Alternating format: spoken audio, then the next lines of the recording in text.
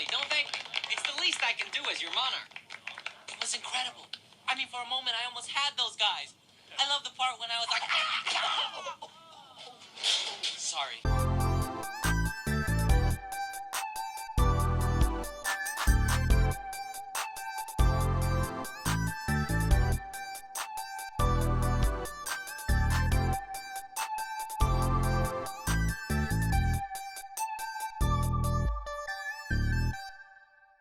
Hello, YouTubian. What's going on, everybody? Good morning, good afternoon, good evening, and good night. Greetings. However, whenever you're watching this, we appreciate you because you already know time is expensive. Yes, thank you for tuning in. And thank you for subscribing, bot or not. But if you're here for the first time, this show is about everything and anything creative. Anything that sparks your creativity in whatever medium you dabble in. Yes, expressing your creative soul. And welcome to another episode of Creativity Unsheathed. I'm Oliver Segwa. I'm Nino. And yes, we are, brother. Yes, we are. And this is the show where we feel that everyone is destined for greatness. Yes, everyone has a destiny, everyone has value and potential. Oh, and we all can do and be great things. Yes. We should all know our worth. Right, and whatever destiny that may be for you, that's for you and the universe to team up and figure that part out yourselves. And, you know, that's your journey to walk on. Yeah. And while we're talking about this, and what we're looking in today is Surf Ninjas. What? Surf's up, dudes. Why? Because we can. Right? It's a great family movie. Yeah. Depending on your perspective. Yep. Every family's different. Some families aren't that cookie cutter, suburban type family. It's like it's up there with Guardians of the Galaxy, but martial arts. Totes. Same corny joke, same energy. Yep, it's just an etching of time of the 90s. Yep. That's all it is. Yeah. But in particular, why we're looking into this film, because we feel it's a Filipino-American movie. Hell yeah. Because according to one of our favorite writers, Dwayne McDuffie, according to him, he stated in popular entertainment, breaking the rule of three. Yeah. You know, the status quo. Right. In regards to the product of the film, the TV show, the book, whatever it may be. But 3 or more is considered that product. So Surf Ninjas is definitely a Filipino-American movie because you got Ernie Reyes Sr. and Jr. and Rob Schneider. Who is considered half when given that his mom is Filipino. Who also starred in Adam Sandler movies. Yeah. She's known to have appearances. Yeah, 51st Dates. And she was in Faking the Funk. There you go. But this movie was never advertised or highlighted as such. You know, I think the product placement of the Game Gear, surf culture, body glove, just whatever it may be. Yeah, coming out the 90s. And on top of that, ninjas. Yeah, right? Martial arts was pretty popular in the 90s. Right, so. 3 Ninjas. Karate Kid. Boom. I mean, although we haven't experienced surf culture ourselves, but we're definitely around it with the movies and, even skateboard, you know. Oh, yeah, definitely. The skateboard culture is similar to surf culture. Right. Land surfing. Yeah. Dogtown Z-Boys. Right.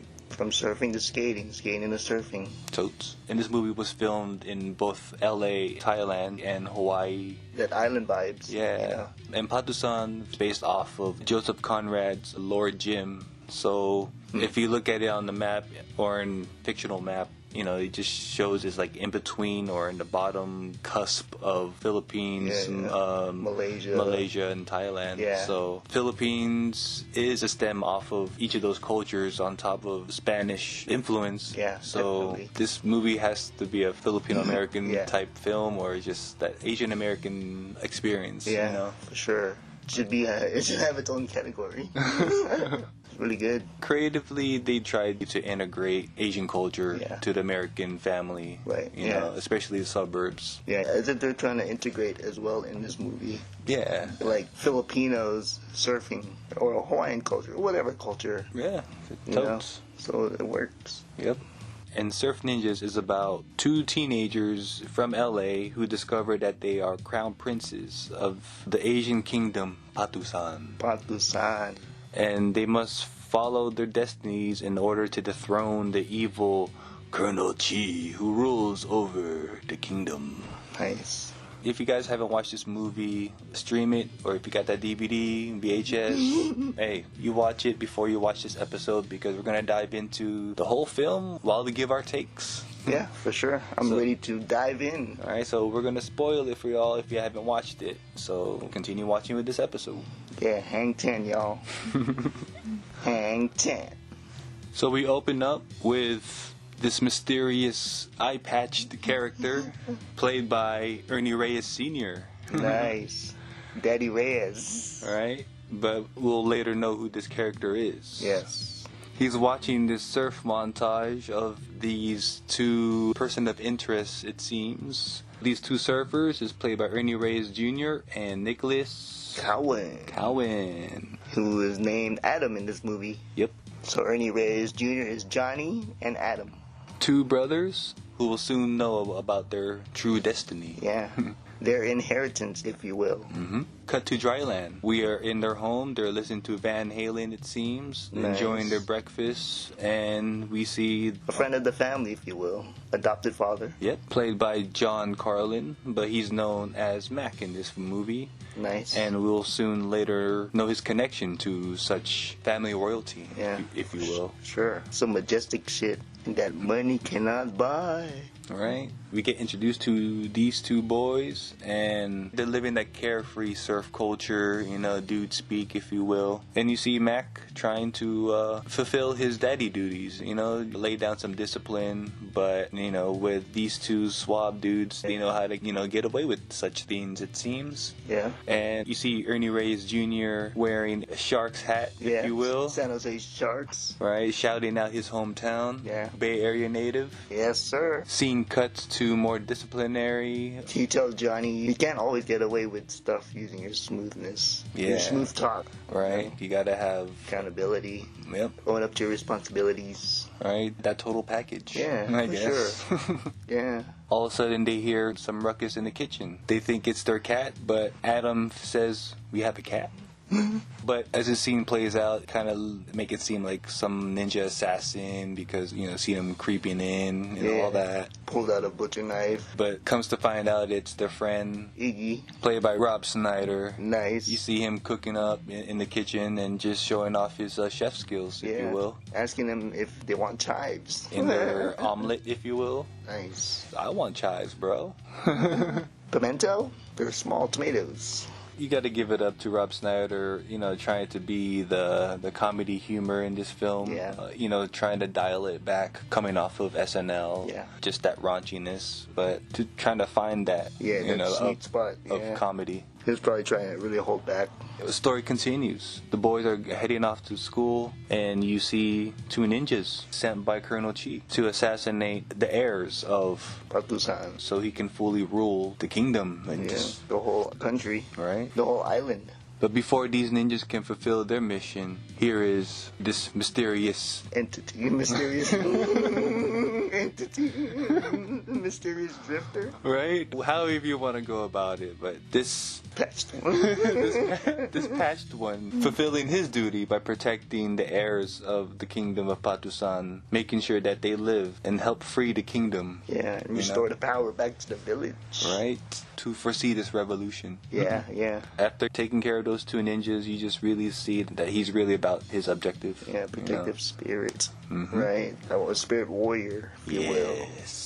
Very quiet. Right? Don't let the eye patch fool you as a villain. Helps him focus. Right? Right? It kind of does, though. Look at Deathstroke. He has one eye, but he's like the best assassin ever. You got to give it up to Ernie Reyes Sr. for fighting with eye patch. You know, knowing that he's trained with both visions. But now with playing as his character, you can only imagine his peripheral equilibrium, maybe. Kind of like when you cut the cat's whiskers. I wonder if that's true. Like, really? Like they lose balance? Yeah. Like, wow. Story continues. The boys are off to school, but they're gonna go in style by doing moto surf. Moto surf. Moto surf.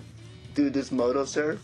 Ghost riding the whip. Totes. Right? Totes. Ghost riding the whip. But then here in the 90s, moto surf. Iggy's driving, but then he's steering with his foot. But he's still doing moves. For those of you who are not from the Bay Area, Ghost riding the whip is when you guys put the car in neutral, doors wide open, and he's just dancing. Dancing around it, dancing on top of it. Right, we're just dancing to whatever beat that you're bumping. And yeah. that goes right in the whip. But yeah, this 90s version is moto surfing. However, Yes. you gotta take it back to a little further, down to the 80s Yeah. with Teen Wolf. Oh yeah. Right. Yeah. Michael J. Fox surfing on the rooftop of Styles' van. Generation after generation, it just continues. Yeah. Like dance moves. Right? And shout out the writer, Dan Gordon. Mr. Gordon, thank you. Especially without Ernie Reyes Jr. This movie wouldn't be, and for being maybe a cinematic extension of the TV show Psychics, Oh yeah. who Ernie Reyes Jr. starred in. As a kid. Yeah. So, not to get confused with that movie Sidekicks, starring Jonathan Brandis and Chuck Norris. right, which we did do an episode on. Story continues. We are here at school. Johnny's trying to figure out his homework alibi, if you will, because he didn't do it, and he had some presentation to do in regards to guest speaker, or I don't know what this special guest has to do with anything with this school, but Yeah, sort Right. of like a monk was coming for some honorary event from the school. hey, whatever the ties, Johnny, he has a presentation to do, but he has nothing, and he has to figure out what he has to do on the fly. Yeah. You know, he has to. Be creative and improvise. Yep.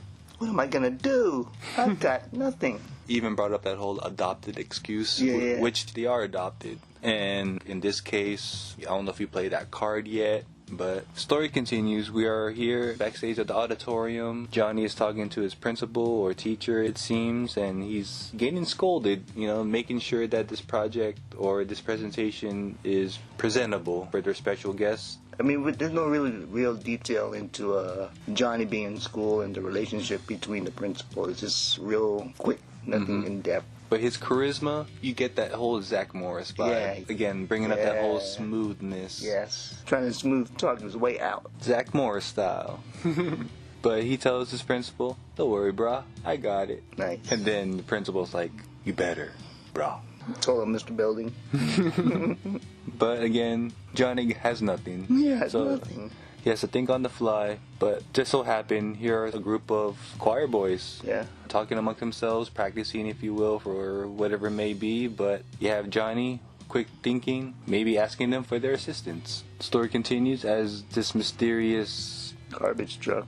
pulling up to the school, bypassing the police guards, if you will, Yeah. casually rolling onto campus. Yeah. And here's this driver about to dump out some ninjas. Like a cartoon, live cartoon. Right? I mean, definitely has that G.I. Joe aspect, Yeah. right? I mean, just given with their loud colors of choice on the ninja gear. Yeah. But we already know they're after the crown princes. Yes. The two boys, Johnny and Adam. Story continues. We're here inside the auditorium. The principal's giving his presentation, getting ready for Mr. Babaram, and, you know, looking grateful and being there in the present moment Yeah. amongst honorary students. And he can't wait to know what the presentation may be, because you have Johnny on stage with The quartet.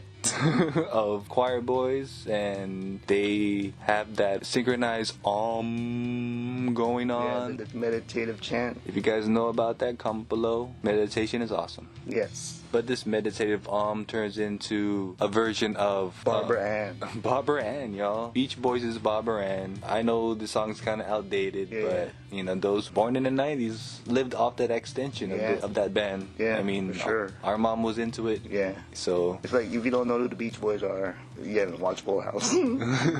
or this movie. Yeah. So, but this Patusanian version, They just take the whole structure of the song and then just reword it. right? Instead of Barbara Ann, you get Baba Ram. You get Baba Ram. ba ba ba ba ba ba ram ba ba ba ba ba ba ram, which works today, you know, that Yeah. whole Weird Al Yankovic Yeah. thing, you know, Yeah, just think Weird Al. And it worked. Right? You did Hey. it with style. right? The crowd loved it. Yeah. The principal wasn't expecting it. He seemed a little disappointed. Mr. Bambaram himself looked surprised, but later on in the movie, you'll see the appreciation. Yes. I thought they were going to play a little longer, but he cut it short. I mean, for an 87-minute film, you could have Yeah. pushed 2 minutes more, but Yeah. Hey, they're gonna have another musical number in this Yeah. film. And shout out Keone Young, who plays Bamaram. You may recognize him from all your favorites, from voice acting to small roles on TV or movies. Nice.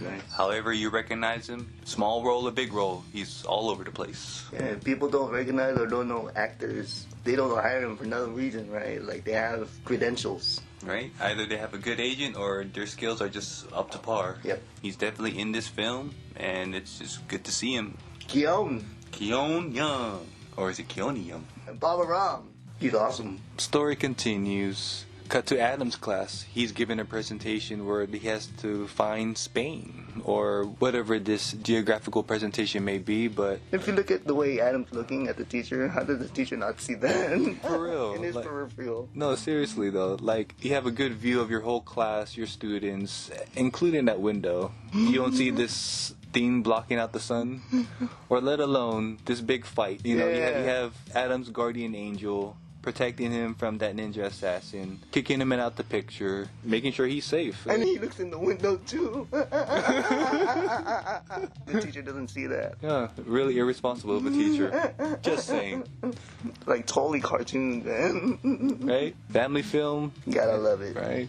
Story continues. We are taken to this island, an evil fortress, if you will, and we get introduced to this lair filled with slaves being tortured, but you get this cybernetic breed of a character, Yeah. Colonel Chi, played by Leslie. Nielsen. Right? You guys will know him from those Naked Gun movies. Yes. Or Airplane. But we're definitely fans of this guy. In this film, he plays an evil emperor, Colonel Chi. right? And this film just has that topic of colonization, Yeah. you know? Yeah. The white guy taking over Yeah. an Asian country, whatever it may be. Wants And- total control, complete reign, if you will. but we get it in a satirical way where it doesn't really embellish on such topic, right? Really went comedic with it. Yeah. You know, having that Looney Tune Yeah. take on it. Basics, villainy. Right. And here he is going back and forth with his phone, answering machine, if you will, because someone's playing telephone with him. But he finally gets to his cordless phone, his landline. He's definitely setting the orders of the assassination of the two princes, making sure that mission gets achieved in order for him to fully rule this country of Batusan. Story continues. Here are the three boys about to enjoy a day of surfing. But right behind them is that ninja garbage truck. Yeah, and so they followed him from school. So here are the boys about to go surf, and Iggy bailing out at the last minute. It seems like he doesn't know how to surf, but he doesn't want to admit it in front of his cool surfer friends, Yeah. you know? Yeah. Posing, if you will. Right? Similar to skateboarders who just hold the board. Yeah. In this case, he's just waxing, holding the board. Yeah. Right? But looks like that board has enough wax from the last session, but hey, that's his excuse at the moment. Yeah. It's like if you don't want to get tested, don't show it or whatever, you know what I mean? Right. I mean, for Iggy, he can still go to the beach and just enjoy the beach. Yeah. Right? He doesn't have to front that he surfs. Yeah, I'd boogie board, honestly. Or- Like, I'd stay on the sand. Right? Build a sandcastle. Yeah. Cheer them on. I'll build a surf out of the sand. Right? Right? During that surf montage, here's Iggy adding more wax to that board. Putting on some wax. Yeah. And here's fellow surfers laughing at that fact. They really see the poser in him, I guess. They're like, if you're gonna surf, man, just surf. Seriously. Or don't surf. Right? They smell poser all over him. Yeah, look, again, you see Body Glove, which was a popular surf brand at the time. Same that, like Stussy, and then Body Glove. Or O'Neill. O'Neill, yeah. Bum equipment. Which Iggy does wear. Yeah. Back to the surfing. As the surf montage continues, you see the ninjas waiting for their time to strike. They're eyeing the boys. Talk about, like, true ninjas. See? It's like they're showing, like, Navy SEAL stuff. Right? Navy SEALs are the American ninjas. Oh, do the cough visit now. Do the cough visited. Call him. Do the cough, y'all. Do the cough. That's pretty fucking awesome. Right. See, that's the reason why I would want to swim. Total G.I. Joe moment. Yeah. G.I. Joe. Go Joe. It's cool. But no Gojo for this ninja. Tried to harpoon down Johnny or one of the boys to satisfy that mission. However, as that wave is coming, the boys catch it. They're riding it successfully. Nice. But Johnny's board gets caught on the ninja's head. Ooh. And he totally wipes out. I think it was John Cusack. 1408. 1408, yo. Link down below. Link down below. Hit that like button if you know what we're talking about. But no, it wasn't Cusack. It was that ninja trying to harpoon Johnny down.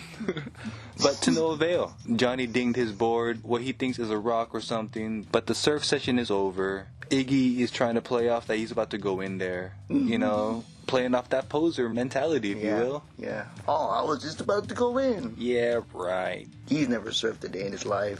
Man, and you can only imagine how many sessions they've been on together. Tell me about it. For real. Scene cuts to land life as Iggy gets his hot dog on a stick. Nice. He runs into that patched, mysterious man, if you will. Yeah, the mysterious entity. That spiritual protection. The mystery patch. Iggy encounters the mystery man, but they do not speak. We will meet again, but I know where you are. Story continues. We're at Max's Surf and turf. or what they call it in surf culture, hub shack, snack shack, however it may be, but we're at his surf and turf restaurant. Yeah. It seems like it's closing time. The boys should be helping him close up, but they're still eating their dinner. Talking about the school day. Right? And especially in this particular scene, how there's talk about Spain, you know, and like how this movie talks about that whole colonization. True. And it's like, one of the answers was like, oh, Spain could be anywhere, right? And that could be in ties with all the trade stops, if you will. The writer did his homework. Ooh. Right? He added the history. Granted that it's a fake country. Yeah, but he gave like vague history. Yeah, in terms of how these islands got colonized. Yeah, how we ended up in America if not for the colonization. Right? Via boats. Yep. So they took our grandparents. Mm-hmm. If you think about it, or great-great-great-great-grandparents. Right, our ancestors. Yep. I mean, comment below. Are we wrong? It's all there. It's being known. Can't just sweep it under the rug and forget about it. Yeah, for You sure. know, it's like, Everything's gonna wash up ashore somehow. seriously, y'all. Boating reference. But hey, story continues. Back at the shack. They're given the order to take out the trash so Matt can close up the shop. As they do so, Johnny and Adam, they're having their brother moment talking about one of Johnny's school moments with his teachers. But they get stopped in their tracks. They think it's one of those boogeyman monster characters that Mac has told them as kids. Yeah. But Mac knows who it is. It's Zatch. Zatch. This time without the hat. Or that whole mystery getup, bowing and just showing that respect to one another, letting it be known, His presence is here. right? However, this reunion, it gets cut short because here are those G.I. Joe ninjas, you know, Nice. Colonel Cheese Men busting in Mac's Surf and Turf restaurant. Kind of like how the foot soldiers crashed April's store. Oh yeah, definitely has that same energy, given that's New Line Cinema. Nice, nice. But here's Zatch, ready to protect those boys. Yeah. Chalked it up to Ernie Reyes Sr., knowing that he was behind the whole movie's fight choreography. Yeah, that's cool. And he's an actual Sifu. Yep. Junior Sifu. Yeah. He's legit, y'all. They actually know their stuff. Yeah, for sure. They're not paper tigers. Yeah. They really take pride in their martial arts. But for this scene, you see some wushu, you see some karate, maybe Taekwondo. those kicks are definitely being utilized. Yeah. Again, my favorite line. No wires. No wires. I mean, he's No definitely... strings, yeah. They're doing their own martial arts stunts. As far as junior and senior.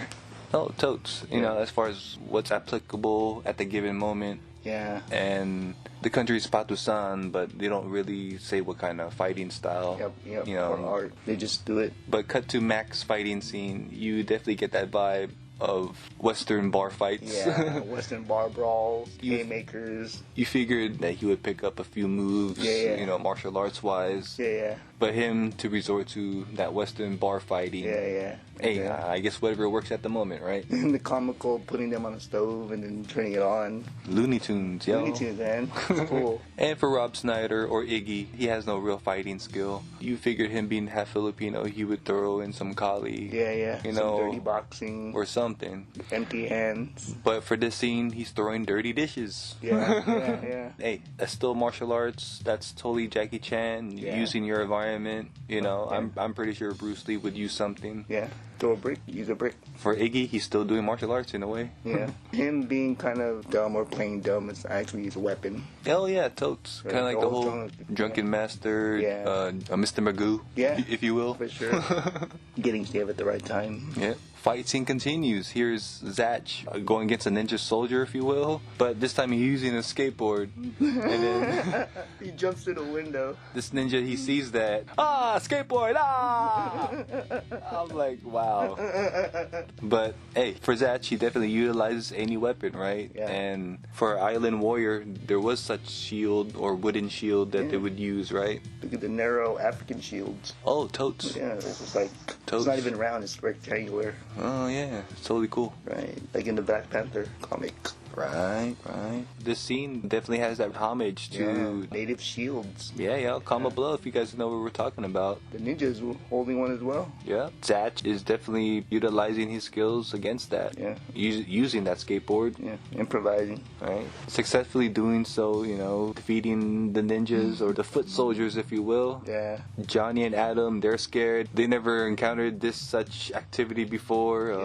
For Adam, maybe in the video games, but for this moment, it's totally surreal. Yeah, pretty chaotic. They don't know what to do or how to react yet.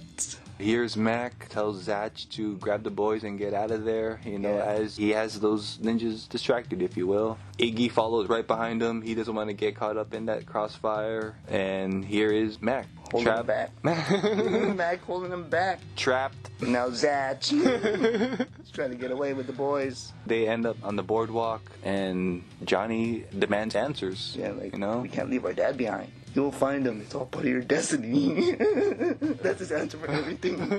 I'm decent after him. Yes, you will. It's all part of your destiny. You have to use a royal bathroom at the royal throne. You have to wait. Like, what? Part of your destiny. But for Zach, he knows their true destiny. He has to fill them in somehow, but not at this moment. All in time. As they're being distracted talking amongst themselves, Zach mysteriously vanishes, and the story continues where they go back to the restaurant to see that it's totally trashed and their dad Mac is nowhere to be found. Neither the ninjas or the foot soldiers, if you will. Zach's mysteriously reappearing in front of them. For real. Zach tells the boys that they took Mac, and he keeps calling them your highnesses. Yeah, your airness. And they ask why he keeps calling them that. And that's where he finally tells them that they're crown princes, they're crown heirs to a country of Patusan. Yeah. And they don't believe it. However, Iggy thinks he's the real crown prince. And fulfilling a dream of his of being a king and whatnot. But no, Zach tells them it's really them who are the crown princes. But Johnny and Adam don't want to believe it just yet, I guess. But for Iggy, he feels that they're the decoy and that he's the real crown prince. But Zach, he sees otherwise. Like, no, not you. And then here's Iggy dropping that line, "You keep one eye on my friends and you know how to do the rest." Story continues. They called the police to get the proper authorities on the situation. As Iggy makes that call, and this kind of seems like a cool place. Yeah, a little park, small playground, if you will. Right. But here's Zach filling in on their destiny and the history of Patusan and how it got colonized by Colonel Chi. Yeah. Flashing back to a happy Patusan, and you see a celebration go down amongst the people of Patusan, or the Patusanian people, celebrating the life of the newborn Adam. Nice.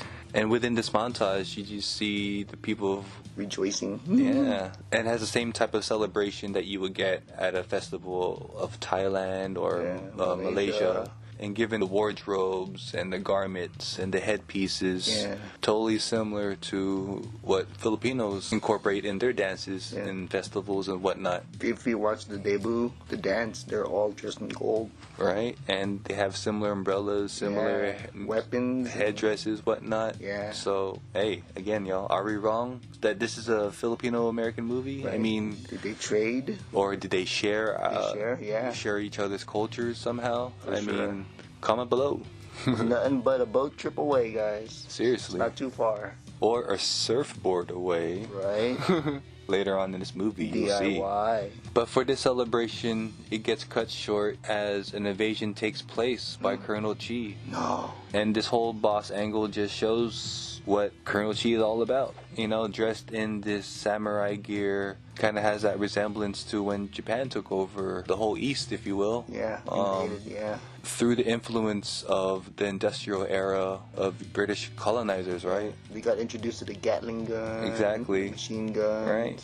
Comment if I'm wrong, but Leslie Nielsen's character here resemblance that history. Yeah. As this invasion is happening, you have Zatch. You see him fighting off the enemies, showing off his martial arts skills, and we get the origin of how he got the eye patch. Yeah, man. The pre-patched Zatch. Colonel Chi popping up behind Zatch, swipes at his face. Zatch gets the patch, man. The garments are totally cool, man. Right. Like, I wonder if this stemmed off from the dashiki. Oh yeah. Africa, right?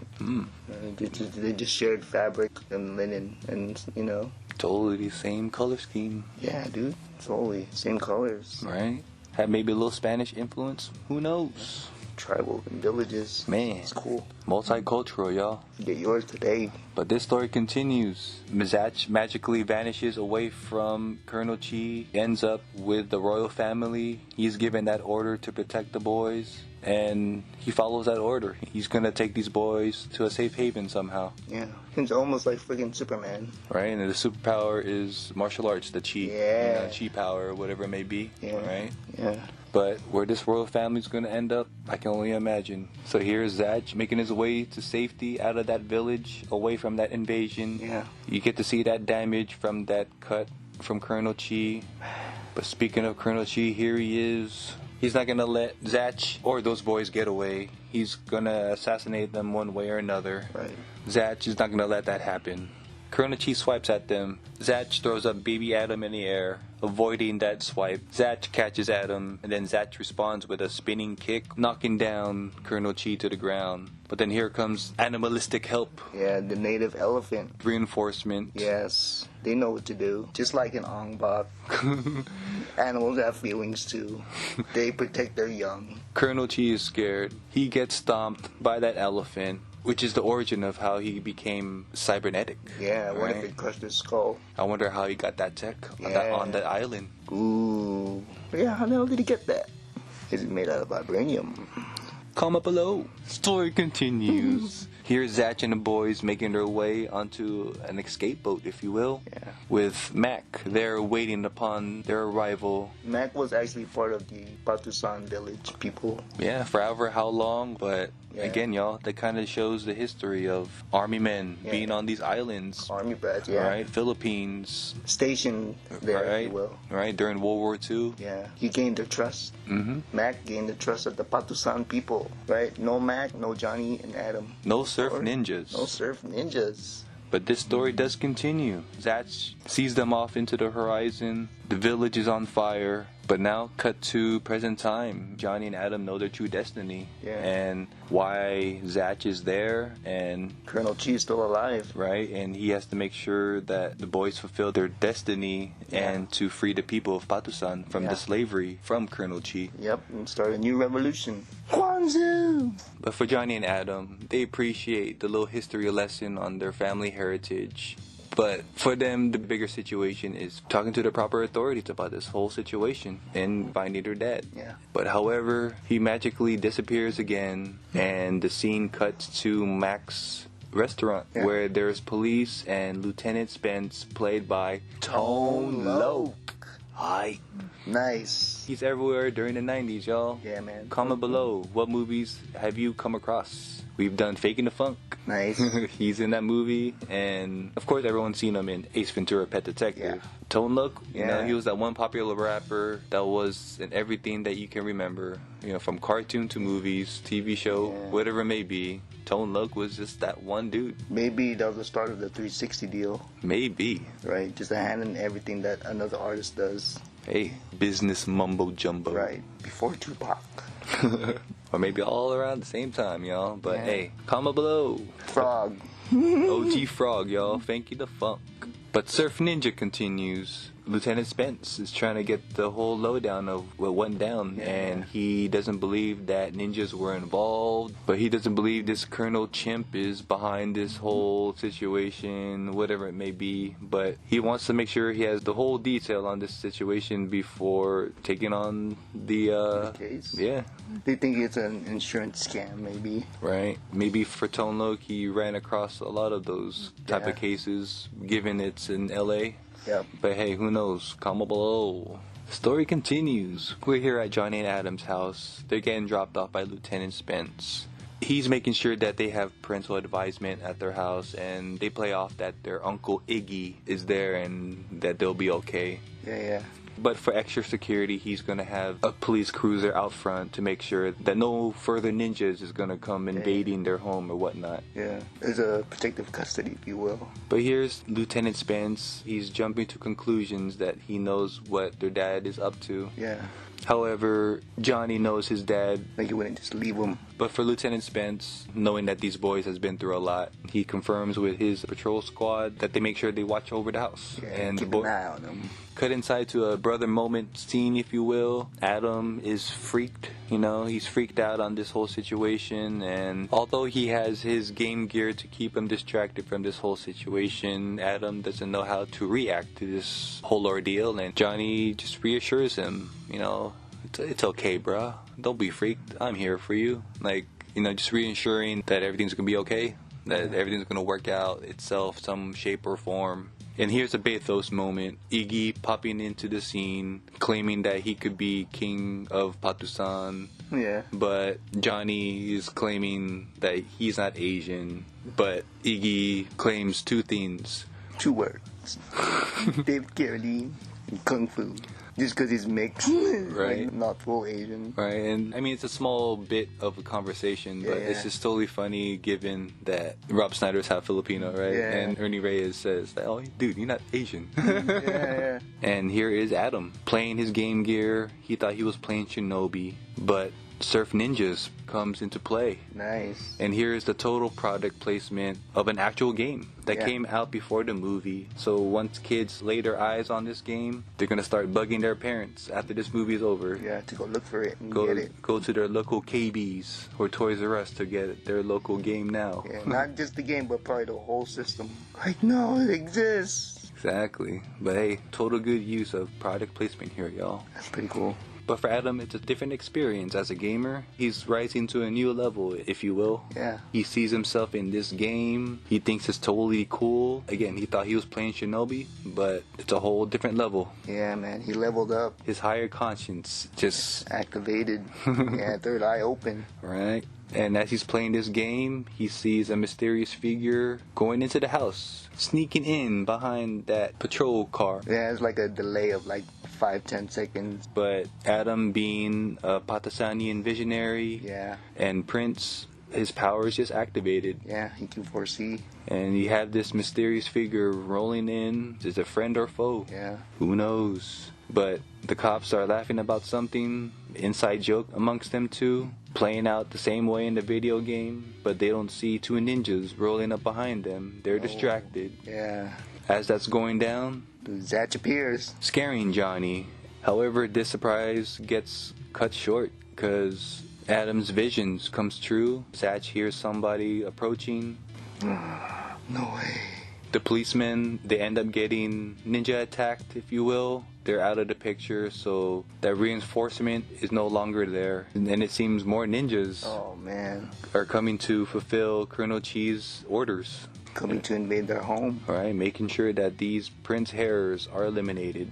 Wow, it's like the video game. Right. Adam's higher conscience and this connection to the virtual world playing out at the same time. Yeah. They're scared. They don't know how to handle the situation. Zatch kind of knows what's going on. He knows what's expected. Yeah. And he comes to quick thinking of how to defend themselves or how to escape because they don't know how many soldiers are there. Yeah. And here's Adam asking if he can go back to the beginner level of the game. But once you hit the higher conscience, you don't want to go back. You don't want to. You see everything. Mm-hmm. So here are the ninjas, ready to make their move. Zatch tells them to wait here as he executes his plan. You have Iggy curious of such plan, and he's opening up the oven, he's turning on the gas. Iggy doesn't know exactly what he thinks, but he tells them, I think he's cooking. but really, Zatch is just gonna create one big explosion of a trap, if you will, and tricking those invading ninjas. Yeah, not knowing how many are there. So he goes back to the boys, tells them to hurry up to get out the house. Adam's continuing his vision on the game. He sees a ninja on the roof. He warns Zatch. Zatch sees it. Total Looney Tunes. Right? He just moves out the way.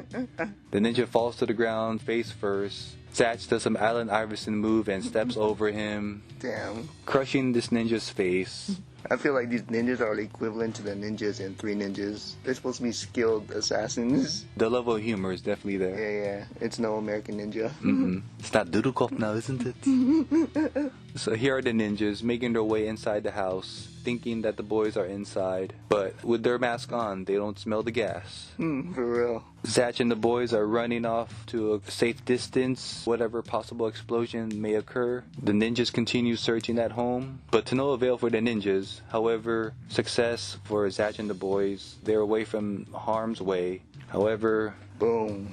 the gas in that candle finally reached, and who knew such explosion would... Unite. Damn, the whole house. I wonder how much the pyrotechnics cost. Johnny, Adam, they're shocked. Their home is gone. Iggy, he feels that was his responsibility. With this whole mystical hierarchy inheritance situation going on, he feels that he has some powers brewing up within him. So he's again posing like as such, like I am the one. Right? That he's the visionary. Yeah, as if he really wants to be a part of something and trying to find any way to connect himself to it. Totes. Comment below who can... relate or know someone of that. Right. You know? Zatch said I had no choice. He had to create some space between him and Colonel Chi and his men in order just to make it to a safe haven, or a checkpoint, if you will. Yep. Checkpoint in the game. Nice, yeah. Stage 1 complete. Zatch reassures them both that their decisions were already made. They had to go forward towards their destiny of being princes of Kwan-Tsu. Yeah, fulfill it. And it's everything that's happening, it's part of their destiny. Right? It happened for a reason. But they don't know what to do or how to go about it now, knowing that their home is gone, Mac is still kidnapped, and all they can do now is put their trust in Zatch. Yeah. Their guiding protector at this point. Their guiding light. But for Zatch, he doesn't know what he wants to do with Iggy. You know, Iggy seems like that chattering monkey at this point. Yapping away. He's there for entertainment purposes. Do you guys keep this for amusement? Right? Like a pet monkey or a pet snake. Why do you keep him around? Yeah. But Johnny, being that good friend, knowing that the ninjas may go after him now, knowing that he has connections with them. Yeah. So he just convinces Zatch to bring him along on their journey back to Patusan, or whatever this journey is going to take them. Yep. How'd they get their passport? I don't know. Story continues. We're back on the island of Patusan. Colonel Chi is in his lair preparing his torturing tools, if you will. But for a villain whose weakness is water, I mean, you would figure that his lair would be on drier land. But again, when you're on the island, do you have such options? Yeah, he's surrounded by water. So for him, he has to do his best to stay dry, because given his cybernetic situation, and here he is making sure that the mission goes forward in terms of the boys being eliminated from this hierarchy takeover, if you will. You have to carry out the mission, see that it gets done. Until then, nothing succeeds. He tried to throw the cordless phone. The hand malfunctioned, so he tried to throw the cordless phone, but it just stuck. So he grabbed and threw it with the other hand. Comedic genius from Leslie Nielsen, yo. Good continuity. Again, with that G.I. Joe reference, y'all. Colonel Chi here gives off that Destro Yeah, for vibe, sure. you know. Or like the villain in LXG. Yeah, totes.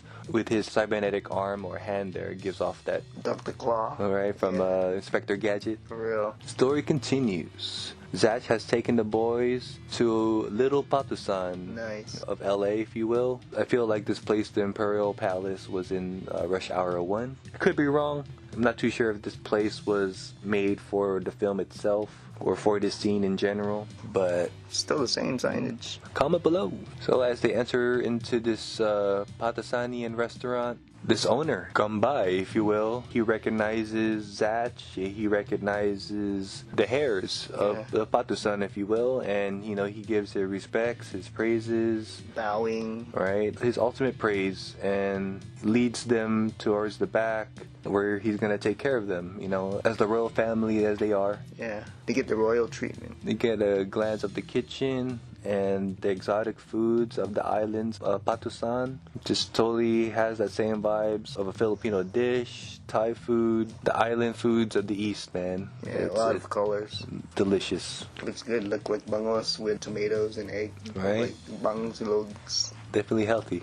And here is Gambay. He's so excited about the crown prince finally returning and finally for the revolution to take place. As if like Gambay escaped with Mac and then he ended up there at the Patusan restaurant. Oh yeah. Like, oh, it's you. Who knows the history between Zach and Gambay, but Yeah. Gambay's really excited for this moment, and he mentions Johnny's soon-to-be wife. Yeah. Oh man. But for Johnny only being 16, he's not excited about the word wife, and you know, or being in a relationship he didn't abide by. Yeah. Like it's all fixed and he didn't choose it. Again, really shows the tradition of Asian household, if you will, maybe. Yeah, fixed marriages, keeping it in the family or within the island. But this story continues. Johnny and Adam, they get treated as royalty. They have the spotlight on them. All of this is new to him too. Yeah. Like, he doesn't know what's going on. They're just going with the flow. They're being in the moment. A ceremony is about to take place. Johnny's wife, or soon-to-be wife, is about to present herself to him and the guests. Nice. Everyone rises to their feet, and Zach pulls Iggy by the ear, making sure he follows such tradition and not to be rude. Right, show some respect. Right? They all get up, and then here comes the mysterious, veiled, soon-to-be wife. Johnny's Nervous. anticipating of what's behind the veil. But surprise, it's Kelly Hu behind that veil. After this, she was in Faking the Funk, yo. Nice. But you guys may know her from The Scorpion King. Yeah, we can forget that. A real stinger. And she shared screen time on a TV show, Martial Law, with Nice. Sammo Hung and Arsenio Hall. Hell yeah. And of course, who can forget Lady Deathstrike from X2, y'all. Nice. She was giving Wolverine some sticking. Right? A wordless role, but definitely iconic. Kelly Hu, we salute you. Showing. Johnny's eyes widen He was smitten. as if he never seen such beautiful face before. Yeah, for sure. And he says, wow. But then here's Iggy thinking again he's the crown prince and thinking that's his real wife. But Zach is reassuring that it's not. Iggy gets the clear picture. He feels really discouraged. Yeah. Story continues. We're in the next day, and they're still in the same clothes. Same clothes, next day. You figured they would get new clothes as being royalty. Yeah. Adam is seeing more visions on his Game Gear. He sees the Imperial Palace. Ninjas are invading the palace, and someone is crying out for help. Who could it be? They don't know until they go in there, right? Then they see the crowd confirming that this is happening in real time. Yeah. And here's Johnny leading the way into the Imperial Palace, and they see the ninjas. They're manhandling Johnny's Betty, Kelly Hu's character. Romay. He says, "Hey, let go of my Betty." Betty Nugs. Betty Nugs. The leader of the foot soldiers recognizes his people of interest. He orders more ninjas, Oh man. and to finally eliminate The heirs. of Patusan. And shout out Phil Tan, another honorable henchman, if you will. Nice. You probably know him from all your favorite action movies during the 90s or 80s. You know what I'm saying? He's all over Hollywood. right? From Showdown Little Tokyo, Nice. Time Cop 2, Perfect Weapon. Inception. They're not small actors. They're just small roles. But they play a big part, right? The movies won't be the movies without such characters. Yeah, man. It's the yin-yang of the universe. Yeah. The universe puts you where you need to be. Definitely salute Phil Tan just for being that honorable henchman. But here is Johnny, you know, in panic mode. He never encountered ninjas before. Yeah. But for Adam being that visionary, he's telling them, don't worry, bro. I played this game before. Nice. How? Who knows? Johnny impersonating his Jackie Chan skills here, you know, using that cart as a weapon to deter the ninjas. Again, when I say Jackie Chan style, you just totally see that maneuver here. I mean, something Jackie Chan would do maybe. For sure, Jackie Chan, dude. Right. Using your environment. Ernie Reyes Jr. taking a sample of that, For right? sure. Keeping distance and stuff, you know. But for Iggy being the cowardly one, And sit this one out. right, as he makes his way under the table. But for Adam, as he plays the game, he Picks the octopus. right, he picks the octopus, he stuffs it into one of the foot soldiers' face. The cage mask, man. Right. Oh, man. He's stuck with that. And he sucks. Dude, it's like Iggy is kind of like Caesar. It's like he wants to claim all this and that, but he's never there for the fight. But he wants to inherit the greatness and whatnot, be adulated. Where's the honor in that? For real. He wants the attention, but he's never there for the fight. But this fight has to continue. Adam is doing his best as the visionary to make that happen. Yeah. As he's controlling the situation, Iggy's under the table thinking he's making all of this work, but really, nah. Adam's behind it all. Yeah. He's helping his brother power up his warrior spirit, if you will. Yeah. Here's Johnny blocking a punch. He's surprised at what's happening, what's activating within him. Yeah, his spiritual power. Right? His eyes widen as if like he's on Christmas, y'all. A kid in Christmas unwrapping his gift. Yeah. Iggy can't believe what he's seen. He thinks what he's doing is working, manifesting, if you will. Yep. Johnny's feeling the power. He blocked another punch. Eye is widened. He's filled with energy. He's filled with that warrior spirit. Yes, juice. He feels it. You can't believe what's coming out of him. And this within the sequence, dude, you totally see like wushu. Yeah. You see a little bit of Taekwondo. Taekwondo for sure. Bruce Lee influence, Yeah. you know, with that Paksal backhand action. Yeah, for you know? sure. Quick hands. Right? You definitely see the influence of Bruce Lee that Ernie Reyes Jr. puts out there. Yeah. You know? And like when he hits, you can hear the grunts and the yelling. Yeah. Like Bruce Lee. Totes, dude. But you didn't really hear that when he played Donatello. No. But he did it in Turtles too. Totes. Yeah. As Kino. right? Yeah. But in this movie, He has some really crisp kicks. Yeah. He really has a lot of core control and like center of gravity. kicking is his thing. Yeah, it's like almost, I mean, not equivalent, but it's like almost like a Van Damme. Totes. I guess that's what sells on the screen as far as for action movies. Yeah, for sure. But as this fight continues, here's this fierce leader of the foot soldiers looking to come in with that final kill. But Adam gives him with a chair. Like a lion tamer. Totes. But that chair, there's no match for that sword, obviously, as it gets chopped down leg for leg. Oh, man. It seems like Johnny's warrior spirit has worn out, and he's frazzled at the moment. Being that big brother that he is, protecting his younger brother, Zatch. Nice. Appears out of nowhere again. Saving the day, magically reappearing, taking out the ninjas. Nice. He has good form as well. Yeah. He can fight. It's still effective, you know, depending on your perspective. Yeah, You know, and I like it. on how serious the tone you want to put it, or how intense you want the fight to be. Non-violent as possible. Yeah, for sure. Kind of make it comedic. Yeah, have everybody laughing as well. Mm-hmm. Given the stuff that Zatch was using, he used a chopstick against Yeah. a sword. So, like, that's possible. Yeah. But there's still comedic humor behind it. That's funny. Like, Yeah. you can't defeat me with a chopstick. Yeah. But you don't know. Hey, Mr. Miyagi, look, I got him. If you get somebody with a pencil, right? Pen, pencil, yup. Born identity, y'all. And again, you gotta chalk it up to Ernie Reyes Sr. for fighting with this eye patch. You know, you don't know if it's like ruining his flow, his peripherals, and just the overall choreography. Yeah. If he's nailing his marks, Yeah, you know. sure. But as you see during this fight scene, you see him fixing his eye patch, not once, but twice. And again, gotta salute Ernie Reyes Sr. for fighting with it on. Yeah. And to staying in character. Yeah. The best way he can. Kept it on, too. Right? If that's not professional for y'all, I don't know what level of professionality you're looking for. Yeah.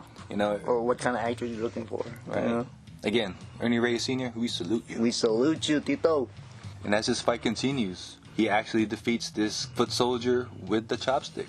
You know, he evades that sword strike and he jams those chopstick inside his nose. And that's hurtful for everybody watching. Yeah. I mean, you don't know how far that's up there, and for this guy, that's all he's thinking about is Yeah. that pain up his nose. He drops that sword. Almost like getting grabbed by the ear. Dude, totally. There's no muscle in that nose. Yeah, or like pressure points. Exactly. You know, with just one hand. Totes. that evil foot soldier gets thrown across the room.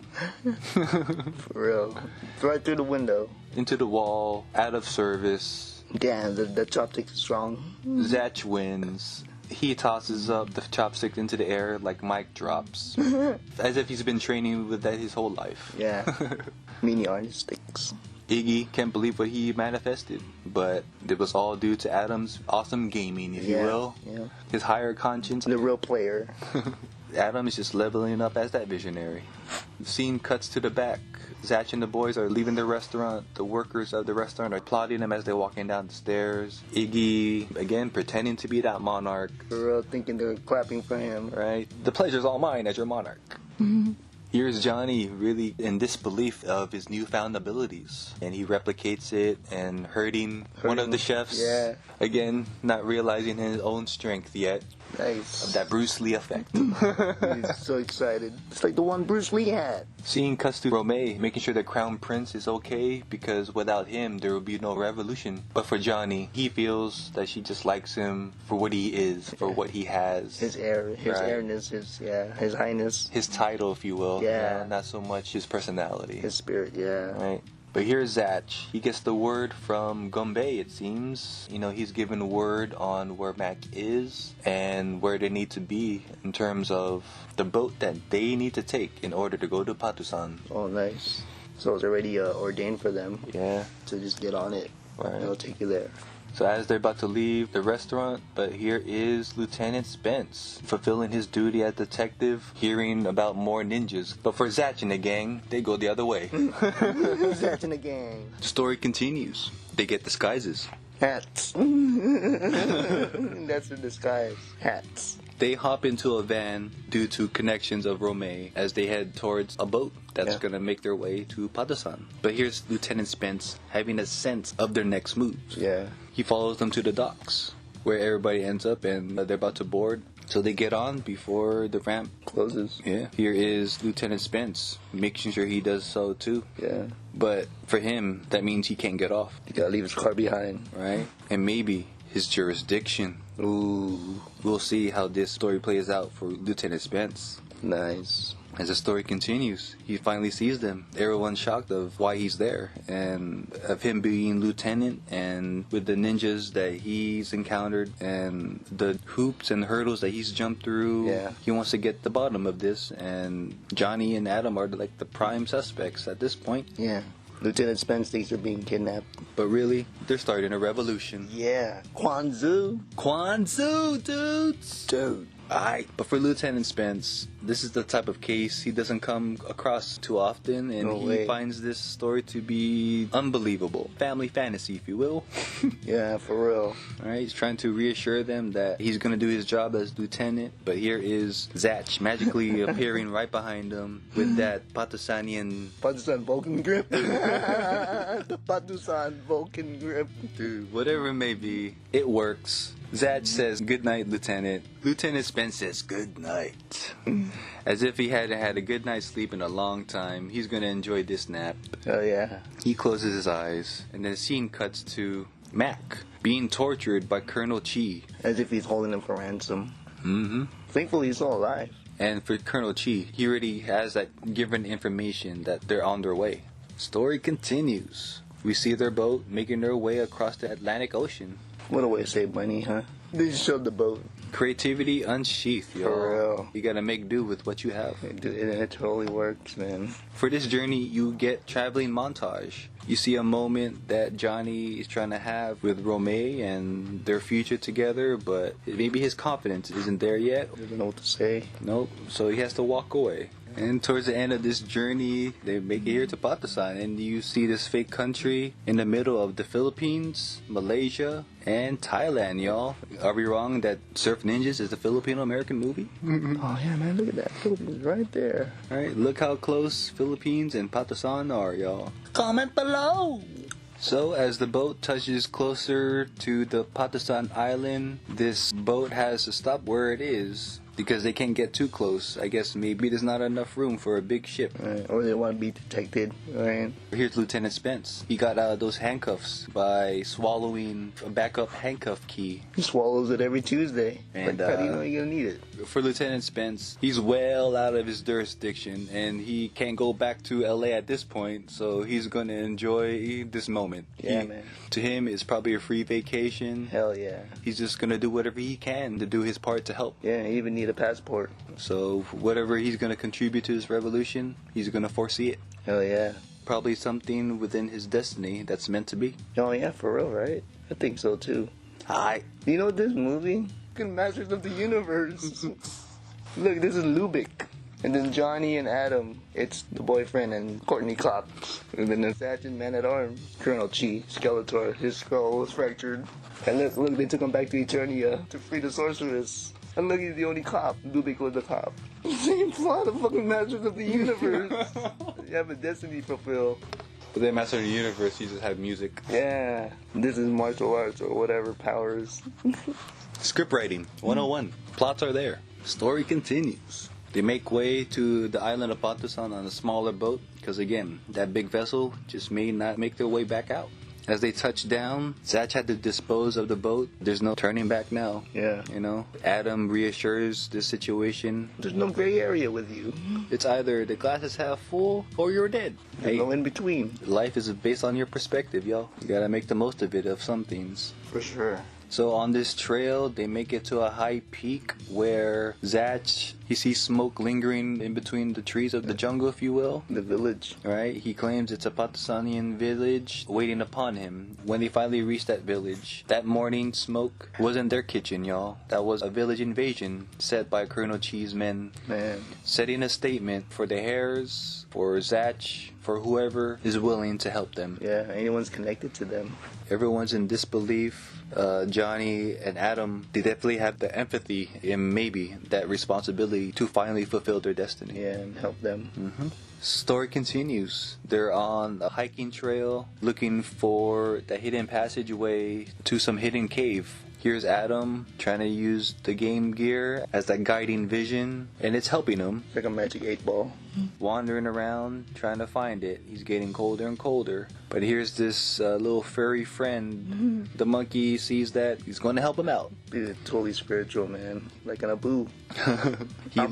He leads them back to where he started, holding that Game Gear. Yeah. You know, the monkey's standing on that statue. Adam makes his way back up that trail and grabs back his Game Gear, or his magic 8-ball, if you will. Yeah. Again, it's not the right game. It's not Surf Ninjas. I don't know if this game Columns is a real game, but comment below if it is. This Game Gear must be really magical, because to finish this game In the span of 2-3 days, damn. but better have some backup batteries, because the story continues. Adam back where he needs to be. He asks the monkey, "You know where it is, huh, boy?" The monkey knows. He points to the lever. Adam grabs that lever, pulls it down. Open the trap door. And just so happened, Johnny's standing on that trapdoor. He falls through. You hear him yell all the way down. But he's okay. They found what they're looking for. Yeah, the entrance. But it's not Waldo. Hey! I found Waldo! You did? Psych! Surprisingly, Zach knows who Waldo is. He's really in tune with pop culture. Yeah. Story continues. They make their way inside the cave, and this cave looks really mystic. Sacred, if you will. Wow, looks nice, though. They make their way towards the shrine of the ancient Patasanian Warriors. right? The spirit of the ancestors waiting for Johnny and Adam's arrival to pass on such power. Yeah, like the sword and the stone. Right? Everyone's amazed on how magical and golden this place looks. Zach is happy to be reunited with the history and the power that's stored within. To unlock it. Right? Come on, son, let's show them what we rehearsed in the garage. Right? For this father-son moment, you totally get full-on demonstration of what they've been training in together. For years. For years. Ernie Reyes Sr., he's part of this West Coast, demo team. Mm-hmm. I'm not too sure exactly what they demonstrate in terms of what kind of art. Mm-hmm. I can only imagine taekwondo, Yeah. kickboxing. Definitely a lot of weaponry. Yeah, based off of this scene, it's Yeah. like the hard hours and dedication of training, practicing, it's totally in here, dude. Kind of like what you said, like what could have been Brandon and Bruce if they're still around. Yeah, Like dude. being in the same movie together. What could have been for Bruce and Brandon Lee, but that torch was passed on to these two gentlemen. Yes. You know, the beauty of martial arts was shown through the vessels of these two. Yeah, for sure. And Ernie Reyes Jr. said himself, Bruce was a big inspiration for them. So it shows. Definitely shows. During this fight, you really see Johnny really hesitant, you know, about fighting, about being a prince, about being a Pakistani warrior. He's letting that fear overtake him. Feeling really unsure about himself. Yeah. But for Zach, he's making sure that, you know, that he gets reconnected with that spirit. And he's doing whatever he can to bring that out. Where to the point, Zach kept attacking Johnny out of annoyance. Yeah. And that Johnny finally acted out like, okay, I'm not going to keep getting pushed around and bullied. He goes off and grabs the sword, and big glowing light shine upon him as if, like you mentioned, Sword of Stone, and then when He-Man took out the sword and Master of the Universe, it right? glowed. Johnny finally got the power. Oh, Johnny got the power, yeah. Yeah, he finally got the Pakistani power, Yeah. Started to feel the energy. right? And he finished off the fight with a Zorro reference. Hell yeah. You don't mess with Zorro. Nice. Oh, look, Zach. Z for Zach. You don't Oh, mess hey. with Zach.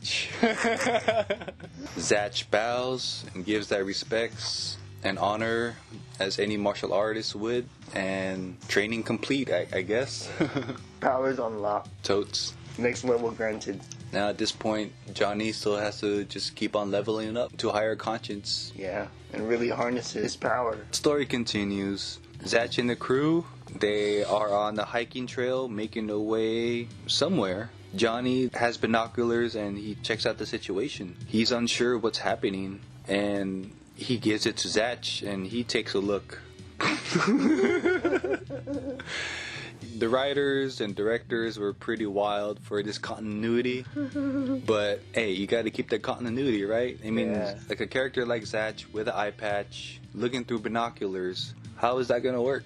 Yeah. You know what I mean? It's not to make fun, but it's continuity, It's so true. right? So he got the vision of a scope as opposed to the vision through the binoculars. Right. That's when it worked. It works, right? Snipers. It's pretty wild for this moment, but it's highly accurate. Yeah, for sure. So Zach is looking through that binocular, one side, and, you know, he's just confirming what's happening, that there are a Chan gang, political prisoners, if you will. They're being detained by Colonel Chi's soldiers and forced to do labor work. They continue on that path. Zach and Johnny, they don't know necessarily how they can help in that situation, so they have to continue forward on that trail and trying to make way down that mountain. Adam slips on the rock and he falls. He pulls down Lieutenant Spence with him, but Adam is using Lieutenant Spence as a sled, it seems. Yeah. You know, they're sliding down that mountain. Lieutenant Spence losing his gun along the way. Johnny is worried about his little brother, watching them scream all the way down that cliff. Lieutenant Spence and Adam survive that. Landslide. They end up on the bottom. Of course, Lieutenant Spence is in pain. Colonel Chi's soldiers approach them, having them at gunpoint. But Lieutenant Spence busts out his badge. But again, he forgets that he's not in LA, so he has no jurisdiction in Patusan. They're like, what is that? Metal, gold, we can use that, but no jurisdiction in Patusan. No power with that there. Zach sees that Colonel Spence and Adam are captured and they're being placed with the rest of the slaves, the captives. But Johnny, he wants to go down there and save his brother. But for Zach, there's too many soldiers down there. But as a revived Pakistani warrior, he sees otherwise. Hell yeah. He's about to go make his way down, but he gets stopped by Romay. And she says, Johnny, wait, don't go. He's like, why? Because you're worried about your precious revolution, or you're worried about me, is what he's really saying. Yeah. She finally reveals is, yes, I'm worried about you. So now he's reassured that There's actually feelings. there's something between them two. Yeah. So he gets juiced and filled with some Pakistani energy and makes his way down that cliff. Oh yeah. A lot of confidence. Romay follows suit, but for Iggy, he's up for some Pakistani coffee instead. He's not looking forward to that slide, but Zach, Insists that he join joins. Right? They have to fulfill the duty of the Patasanian prophecy. So he pushes Iggy down that cliff and he makes his way down. And you see Zach. It looked like he's been waiting to do that for the longest time. Oh, yeah. Ever since they got to Patasan. Yeah. He looks really happy. Story continues. You see Colonel Chi's soldiers doing what they will with the slaves. Yeah. But here is Johnny and Romay figuring out a plan on how to save them. And she comes to quick thinking of what any female heroine can conjure up. Yeah.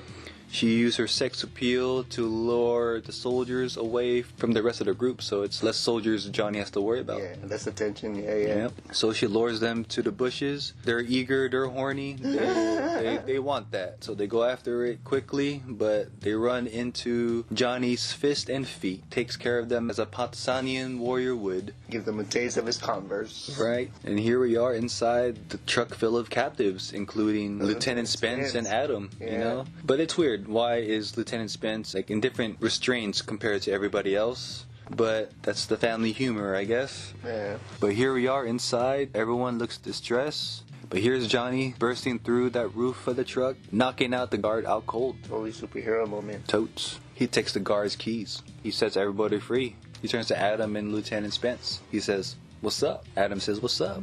They have their brother moment. Adam asks, "Did you go down the slide?" Totally awesome, right? He said fully. Whoa. Surfer mentality, yo. For sure.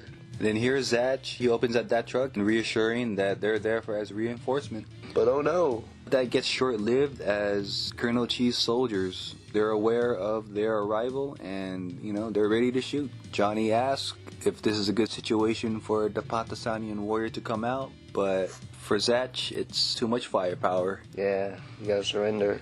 In order for another chance to fight. But Adam, he has another plan. As a visionary, he sees otherwise. So as Johnny and everybody else aims to surrender, Adam crawling under that truck. Sneaking out of eyesight. Mm-hmm. Back in the truck. Just surrendering at this point. Adam comes across one of Colonel Chi's men's Jeep. He spots that the keys is still in the ignition. His dream of finally driving comes true. So here's Adam reversing back into the picture, running down Colonel Chi's soldiers, creating an escape for Johnny and everybody else. We get another fight scene. You see everyone getting their licks in. Fighting back. Right. Fighting for freedom.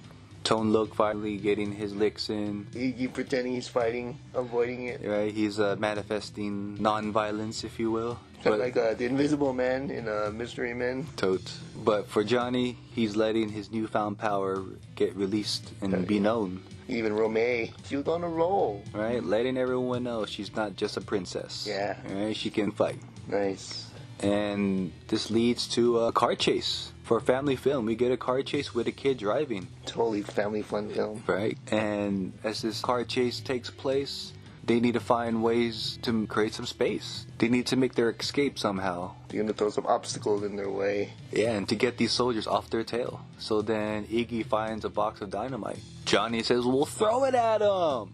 So he does that. He begins throwing these unlit dynamite, successfully. It was able to hit one of them and deters the driver and they go off-road. Which excites Iggy and, he's like, I got one! But then Romeo was like, you gotta light it first. Flustered and looking for a lighter, but I need one. I need a lighter. Do you have one? And then here's Zach. He was like, wait, I think I have something. And he pulls out cigarettes with a lighter, y'all. And he's like, yeah, I know I should quit. And here's Iggy saying, well, I think you should get the patch. Look who I'm talking to.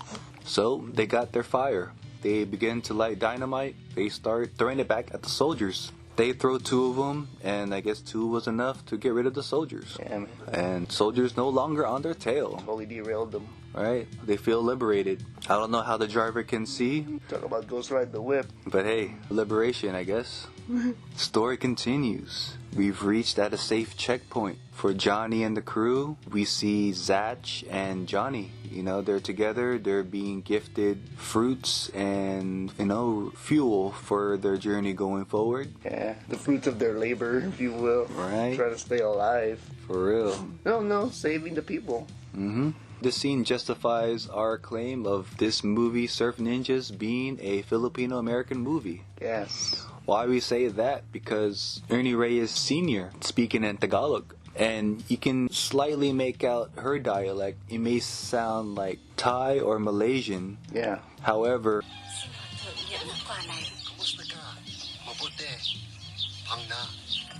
if you know in translation, it means like, "Kumusta ka? How are you?" Right. "Mabuti, I'm good." Right. Okay. I mean, who knows? For this scene, it could be a fake conversation in terms of the language being spoken. Yeah. You know, it's like just for the scene, speak any language. Yeah, it yeah. seems. Yeah, for sure. And like it was overdubbed probably too. Like, given how far. Totes. But hey, again, y'all, this justifies our claim that this movie is a Filipino-American film. For real. Just look at the island. Look at the house, the home. Right? Comment below. Are we wrong? I think not. But this story continues. Zach reassures himself that Johnny is worthy Yeah. of the headband. Yeah. It's like he's getting knighted. Right before he even puts it on Johnny's head, he shouts, "Kwan-Tsu!" Kwan-Tsu! Reinsuring the power of the Patasanian people. Yeah. The heirs are here. Right? Letting that pride be known. Very proud. Johnny finally gets blessed with Patasanian headband. Yeah. Johnny feels the power as well as Adam. You know, he gets a headband himself. I want one too. But for Iggy, he wants to feel that pride as well. He Yeah. thinks he's worthy of such. He still thinks he's the king or then heir. It's like, oh, I want one too. But then he'll act a certain way until he gets it. When he gets it, like, yeah. Bratty, childlike mentality, Yeah, I guess. yeah.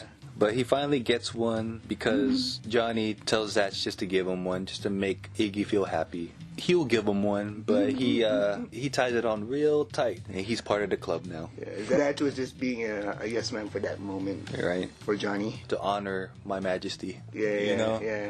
But it's Kwan-Tsu Dudes for everybody, you know, Yeah. at this point going forward. The power of the people and the liberation, the revolution that's about to take place. Look at his biceps. Yeah, there you go. That's not 15 years old, dude. No way. That's definitely 20. Totally. I wonder what his regimen was for this movie. But Kwan-Tsu Dudes! Kwan-Tsu! Story continues. We get a montage of the liberation of the Patasanian people. Yeah, revolution. Right? The neighboring village, they get to celebrate with the princes. Yeah, everyone feels confident now, powered. Right? This village, the whole aesthetic, dude, Yeah. totally looks like Philippines, Totally man. like Philippines, man. Story continues. We get a moment with the future wedding couple. One-on-one moment. Premarital scene. Yeah. Romay is spilling her heart out. Yeah. You know, telling him about, Her true feelings. right, that she's obeyed her parents so many times on certain decisions. Yeah. She's letting it be known that she's her own person. Yeah, and she's tired of arrangements. But she admires him. That kiss that they shared was really something for her, and they want to continue dating. Yeah. So although they may not be set for marriage, they'll continue their relationship. Yeah, dating-wise, yeah. Getting to know each other. They kiss, and it looked like Ernie Reyes Jr. really went for it. Oh, You man. know, he was really full lip on lip. Straight suck face. Yeah, like the sucker's on. I guess when it's Kelly Hugh, I guess you gotta have to shoot your shot, right? Man, for real. Kelly Hugh. We salute you. Story continues. Johnny's about to lead the revolution, but they have to figure out a way. Oh, wow, so they're still on a different island, huh? Not even on the island yet. Yeah. They don't have a big enough vessel to make their travels. Let alone all of them together. As Johnny's trying to figure out a way to make their way there, Adam being the visionary, Foretelling the future. unfortunately it seems like it's stuck on the main menu. Oh. But Zach reassures the prince's power of his third eye. You know, he has to see through the device. Search within. Right? Adam envisioning surfboards because he sees trees and he asks if Patasanians are good wood carvers. And Romay reinsures that they are the best in the world, which they end up making for each and every one of the Patasanian soldiers. Yeah. But that's why they're known to be the best wood carvers in the world. Yeah. I wonder if this is like the following day? Or that same day, if they made all those boards. With what tools? Yeah. On top of teaching them each on how to surf, Yeah. you know, on how long that takes. Or like even if any of them can swim too at all. Right. Like one of them drown or like now you gotta save them. Right. Like, oh no. Conflict.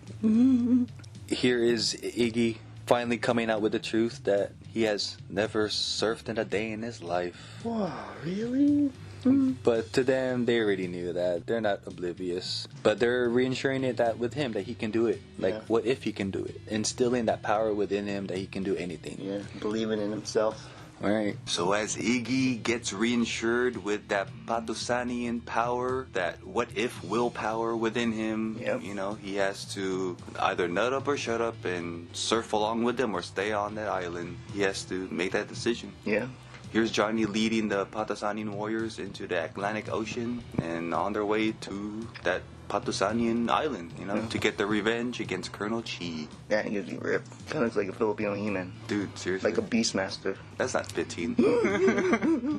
As if you can be part of Lapu Lapu's crew. Yeah, man. It's like you really see that, on screen at least. Mm-hmm. Totes. Now cut to another surf montage. We see Johnny leading the way for the Patosanian warriors as they make their way to the island. Yeah. And it's pretty interesting how fast they learn surfing. Yeah, for real. Let alone like carving out the boards from the trees. Right, and they all know how to swim, and it's not shark infested, but going there in style. It's cool. It's like boogie boarding. Dude, from far away, the island looked small, but when they reached it, it was really big. It's like they surfed through like a little cave. Good thing the tides didn't wipe them off, against those rocks or something. You know what I'm saying? Turbulent currents, rough waters. All right. I would love to try to surf, but just knowing there's sharks and stuff, I'm good. Yeah, I'm good off of water sports, y'all. So as they're making their way onto the island, Iggy's surprised that he surfed for the very first time. Yeah. And he's like, I did it! I finally surfed! I did it! I can surf. Everyone's proud for him, but they have a mission to accomplish. Yeah. They make their way up that cliff by rock climbing, it seems. Yeah. Or maybe it's like a walkable path. Hiked up there. Yeah, hiking. now they're about to make their invasion. And you see Johnny and them about to make a big boom of an entrance. Yeah. It's water-resistant dynamites. Yeah. How they kept it from getting wet. Yeah. They start their attack. They throw that dynamite, it goes off, catches all Colonel Chi's men by surprise. It looked like the flashback, but then now it's the Patosanian people that has the upper hand. Right? The revolution starts. Yeah. It's here, and now the Patosanian, they're letting it be known that they will not be silenced no longer. Yeah. They Trying are- to take back their independence. Right? They're no longer slaves because they have their warrior prince back, Yeah. leading them into victory. Yep. They're great hope. Alright? Here's Johnny giving Iggy his sword, Yeah. telling them it's an attack and we all have to separate and do our thing. And Iggy's surprised that he has to do so, but he has to act fast because Colonel Chi's men looking to defend their territory. Yeah. Iggy attacks. Battle cry. Right? All of a sudden he's a Patosanian warrior himself. Yeah. But this is the only action scene that he gets. Yeah, you, for real. you don't see him diving into fight choreography or anything. And, Yeah. again, he could have done some Kali, if Yeah. anything. But during this attack, Melee, right? Ernie Reyes Sr. and Jr., they're showing off their martial arts. Again, it's not that Hong Kong style cinematography. I guess you want to say stemming off Enter the Dragon. Yeah, for It's sure. keep the camera stationary and just pan out and zoom in when he needs to. Yeah. Granted, it wasn't Hong Kong style shooting. It's like senior and junior's martial arts. They really showcased it. Like they made it worth their screen time. If they can knock it out in that one, just do it. You don't need a lot of the angles. Right, or hella cuts. Yeah, You know what I mean? or slow motions and stuff like that. Nah, just yeah. straight to the point. Yeah. That's why I kind of like Green Ninjas as well. It's all there. You didn't need some extra stuff. You really get the point already, Yeah. Tone Loc and Kelly Hu, their characters helping out with this revolution. Tone Loc at first was fighting with, it may seem like a bow staff or whatnot, but he ended up with a nightstick. Right. Something that he was more familiar with, a LAPD cop. Yeah. Kelly Hu's fight choreography definitely pre-meeting Samo. Oh, yeah, right? for Because sure. when she worked with him on martial law. Yeah. On that show, she was doing a lot of martial arts. But for this movie, it was just straight cowboy western fighting, for sure. big Bar wide brawls. swings. Yeah, giving it her all. And again, letting it be known that she's not just a princess. Yeah. She can throw down if she needs to protect herself. Yeah, and for sure. For this case, the revolution. Yes, not just a pretty face. Right. She pushes one of Colonel Chi's men down that long stairway, and I guess you could say it's equivalent to the Great Wall of China, if you Yeah, will. The length of it, and he just keeps tumbling down, like you said, the Looney Tune moment. Hell yeah. Johnny fighting off the soldiers, really having an edge on this revolution.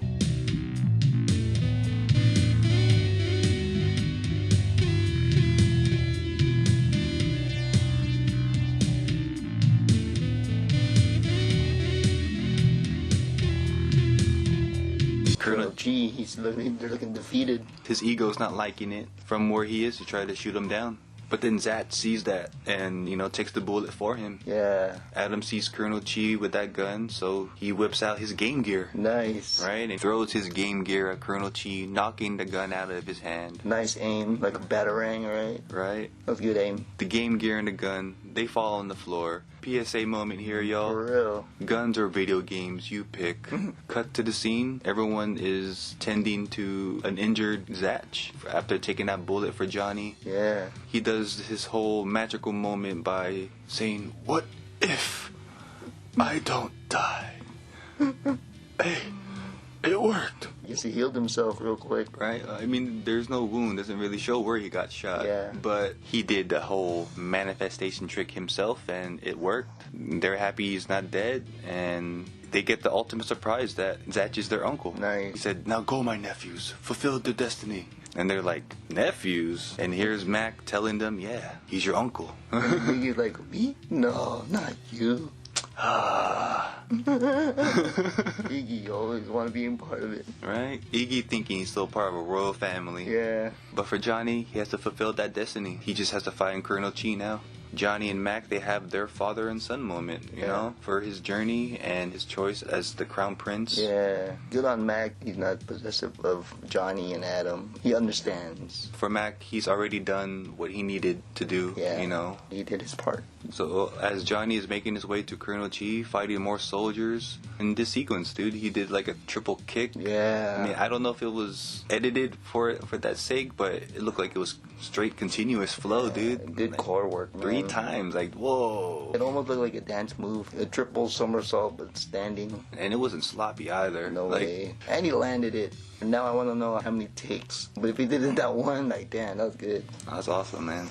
What if it was improvised? Like, oh. Again, he loves his kicks. Yeah. And here's one of Colonel Chi's men making his way back up that staircase. Yeah. He grabs Johnny from behind, but here's Mac helping his son. Having his back. Mac is getting in on the action. He's really an unsung hero in this movie. Even from the beginning up till now. If no Mac, there's no Adam and Johnny. All right. Damn, he carried all 200-something pounds of that. Man. No wires. Damn, again, no wires, guys. Gets him on his shoulders and he spins him and throws him back onto those stairs. Mac looks like he can't believe it either. Like, whoa. I helped raise this. Whoa. That Pakistani warrior power is definitely within him, man. Yeah, man. To throw that 200-pound plus dude back down those stairs. Shit. Back to the Looney Tune moment, you know? But story has to continue. This revolution has to continue. Johnny's still looking for Colonel Chi, but Colonel Chi finds him. Here's Colonel Chi in that Jeep trying to run him down. Yeah. Johnny successfully dodges it. Now there's this whole game of chicken, if you will. Yeah. Colonel Chi is shooting him down as he's trying to... Run him down. Right? I feel like Johnny has like an protective aura around him, huh? Right? The warrior spirit. Yeah. He's just dodging all of those bullets. Before Deadpool.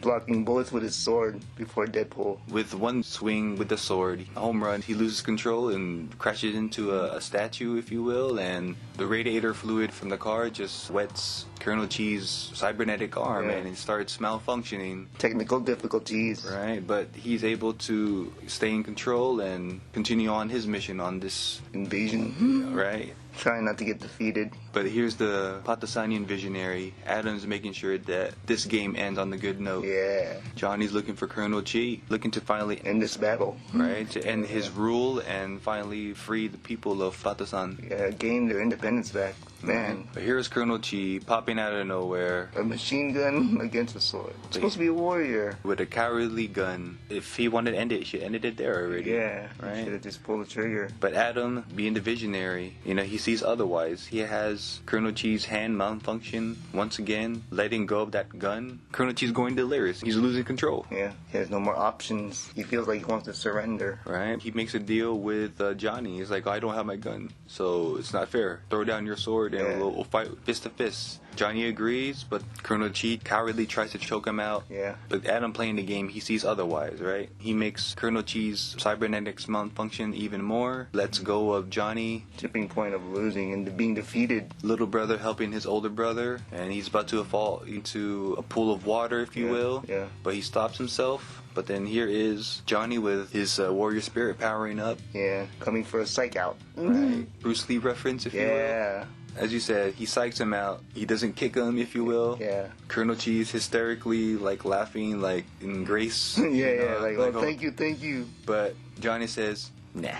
Psych. By pressing his forehead. Yeah, right between the eyes. Straight cartoon. Colonel Chi falls into the pool of water. Gets electrocuted. Right. Man, he gets fried. Just like in the video game. Definitely out of service at this point. No more Colonel Chi. The game is over. The Pakistani people win. Adam wins. Yeah. Right? He gets a new high score. Nice. And victory. You know, victory for the people, freedom. Yeah, get their land back. Right? Get their island back. They get the liberation. Right? Yeah. So now it's time for celebration. Then you see the Pakistani people just celebrating the return of their crown princes. Yeah. You see Johnny, Adam, and Romay walking down the aisle. The Pakistani people are just showing praise and respect. And then here's Romay introducing Bamaram. But then Bamaram was like, hey, wait a minute. I know you. Oh, yes, I know you. Rock and roll, man.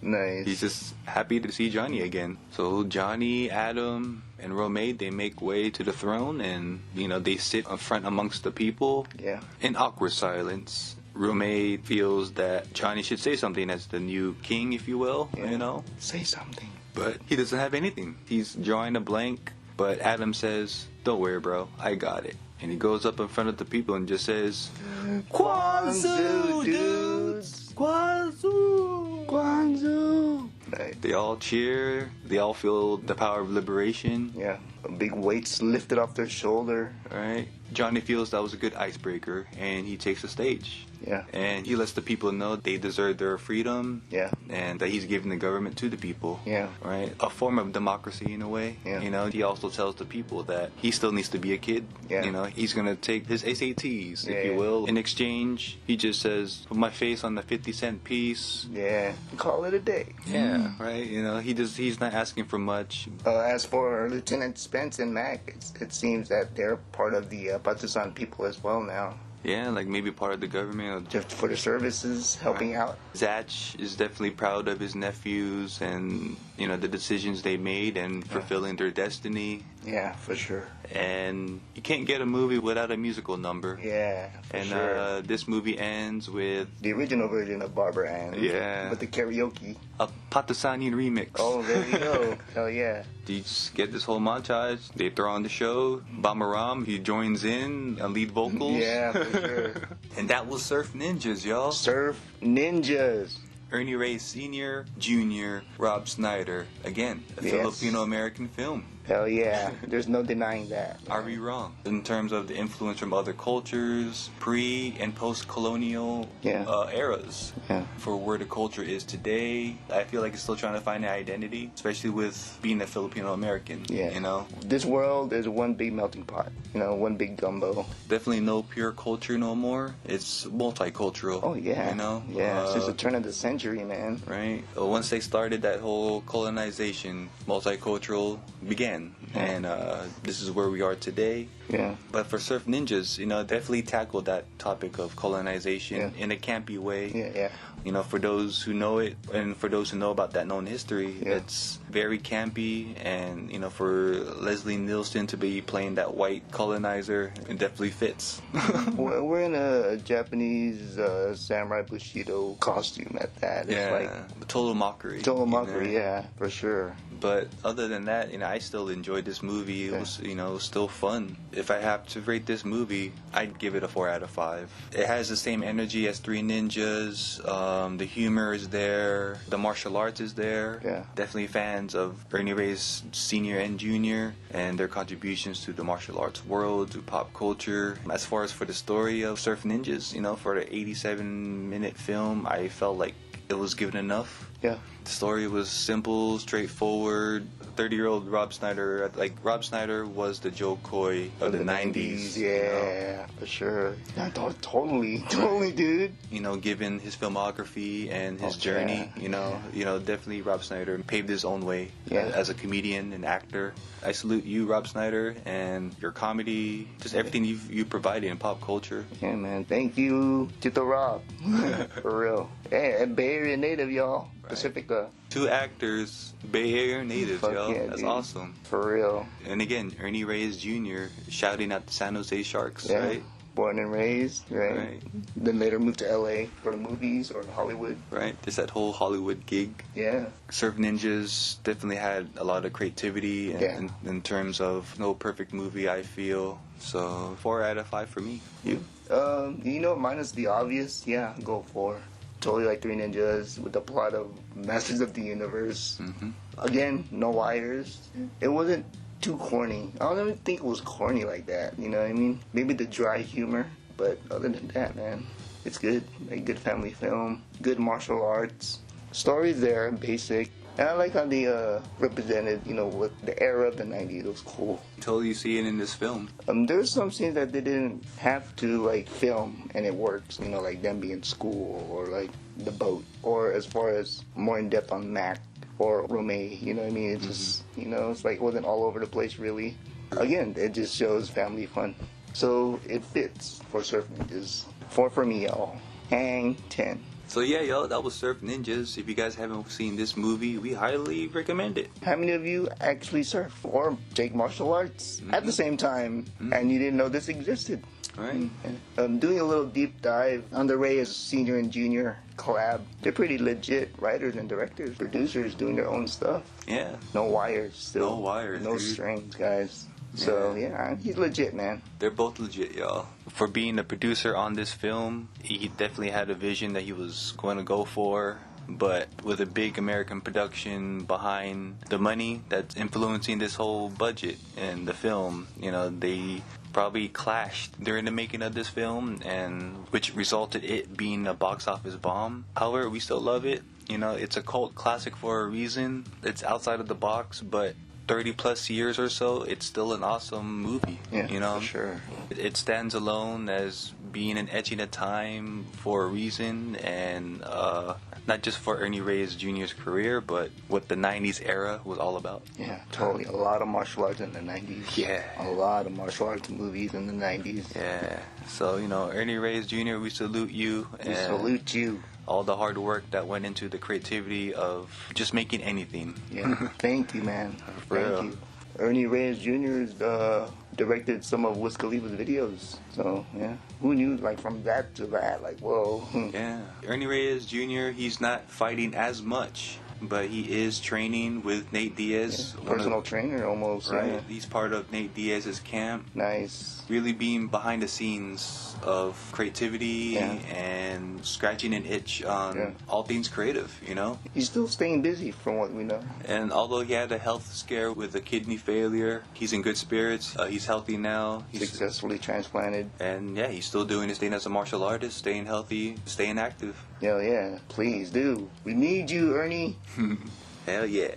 So again, y'all, that was Surf Ninjas. If you haven't watched this movie, we highly recommend it. If you're fans of the family, fan of martial arts, surf culture, the 90s, whatever it may be, you have to watch this film. Yes, yes. Surf Ninjas, guys. Right? If you have parents who were born through the 90s and they have this in their collection, by all means, watch it with them. Yeah. If you don't have a copy, whatever bin you find it in, VHS, DVD, if you have to stream it, however you watch it, we highly recommend it. Yeah, man. Watch it. It's funny. Yeah, dude. Watch it. You'll appreciate it, guys. Right? You have to experience it for yourselves, but it's totally funny. After you watch it for yourselves, watch this episode again and see if your takes match our takes. Yeah. Drop a like and comment, y'all. So again, y'all, is this movie a Filipino-American film? We say, yes, it is. I like to say so. Yes, it is, y'all. Again, the Philippines being neighbors of Malaysia, Thailand, China. Each island influence each other somehow in some shape or form. Food, Clothing. celebration, festivals, whatever it may be. Yes. Everybody shared amongst each other. Comment below if you think otherwise. Asian American film, yes, we agree, but for the most part, what you see on screen are Filipinos. Yeah, for sure. Even like the prisoners. Maybe, like, right. Well, yeah, they look like everyone's from the same region, Right. wherever it is. You just never know. It's just Yeah. different dialects. Yeah. Comment below if we're wrong. And if you reach this part of the video, we highly appreciate you because we already know time is expensive. Yes, yes. But we appreciate you for spending that time with us. If you're here for the first time, definitely hit that like, subscribe, and, comment what you would like us to look into next. But if you're a returnee, hey, share what you just watched and continue spreading the word of what the brothers are doing here on Creativity Unsheathed. Yes, sir. Because we have a lot of movies, comics, music reviews on the way, including our own creations to share with the world. Yeah, so a lot of good stuff coming your way, y'all. So avatar follow, physical follow, however you want to do it. You do you. And We know it's you. just follow along on this journey. Hold hands. Hold on tight, y'all. And now we're going to end this episode with a motivational quote for y'all. But if you heard this before, by all means, just let it be a self-reflection of where we are today. In the present. And this quote is by unknown. But if you heard it by someone who said it first, comment below. But this quote states, "People know your worth. They just hope you don't." End quote. Nice. Nice. Simple. Yeah, it's like people that want to see you succeed, man. Yeah, very much like in this film. Colonel Chi didn't want the two princes to gain their throne. That's rightfully theirs. But because he wants it, for whatever reason, ego, power overload, whatever it may be. Yeah. But that such thing still goes on today. No matter what, from the smallest things to corporate America, however you want to look at it. People want to keep people oppressed, and that's sad, man. Yeah. It's like, why we can't just bring everybody up? But then when you do, they still take advantage of you. You know what I mean? Like, oh, it's like, yeah, you do help them, and then when you help them, they'll still stab you in the back. Well, where's the honor in that? I don't know. Yeah. Can you blame people for being loners or keeping circles small for a reason? Yeah. I mean, you hear that going around nowadays in terms of leveling up, crabs in a barrel. It still goes on today. Yeah. And people just don't want you to see you shine. Yeah, and it just goes back to biblical times. If they hate on Jesus. And Jesus didn't even have Instagram. He didn't even have social media, and people hated him. Right? He's not even posting anything of, materialistic things. He was just being Jesus. You know what I mean? And they hated him. Sorry to go on this religious example, but it's an example. Yeah. But if you can think of a better one that has relatability, then you get the picture. And the way to solve that is just don't react. Just let it be. Let the universe do that. Karma sees all, The universe sees all. Just continue doing good. Yeah. Continue that path of positivity. Yeah. It's not always going to be perfect. Perfection doesn't exist. We're all going to stir away from the path or whatnot, but we always find a way to get back on path. Yeah. And continue the journey that we're all meant to fulfill. Mm-hmm. Yeah. All right, that destiny. For sure. Right. Let this funny movie be an example for you and your potential destiny. Right.